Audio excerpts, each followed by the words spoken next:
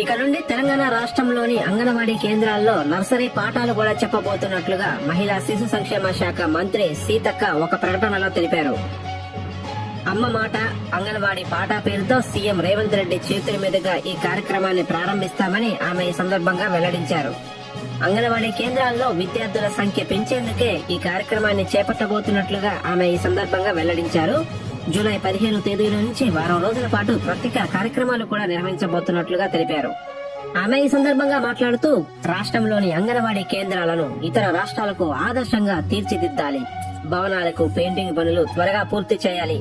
మరోపక్క దేశంలోనే తొలిసారిగా అంగన్వాడీ చిన్నారులకు కూడా యూనిఫామ్లను అందించబోతున్నామని ఆమె ఈ సందర్భంగా పేర్కొన్నారు. మరోపక్క తెలంగాణను పోషకాహార రహిత లోప రాష్ట్రంగా మార్చబోతున్నామని ఈ సందర్భంగా వెల్లడించారు. మరోపక్క అంగన్వాడీ కేంద్రాల్లోని నాసిరకం సరుకుల యొక్క కట్టడికి క్షేత్రస్థాయి అధికారుల పర్యటన ఖచ్చితంగా ఉండాలని ఆమె ఈ సందర్భంగా వెల్లడించారు. మంత్రి సీతక్క బుధవారం అంగన్వాడీ కేంద్రాలు, మహిళా భద్రత, దత్తత, చైల్డ్ కేర్ అంశాలపై శిశు సంక్షేమ శాఖ కార్యదర్శి వాకిటి అరుణ, కమిషనర్ కాంతి వెస్లీలతో కలిసి జిల్లా సంక్షేమ అధికారులతో మంత్రి వీడియో కాన్ఫరెన్స్ నిర్వహించినప్పుడు ఈ సందర్భంగా ఈ వివరాలన్నీ తెలియజేశారు. Okay friends.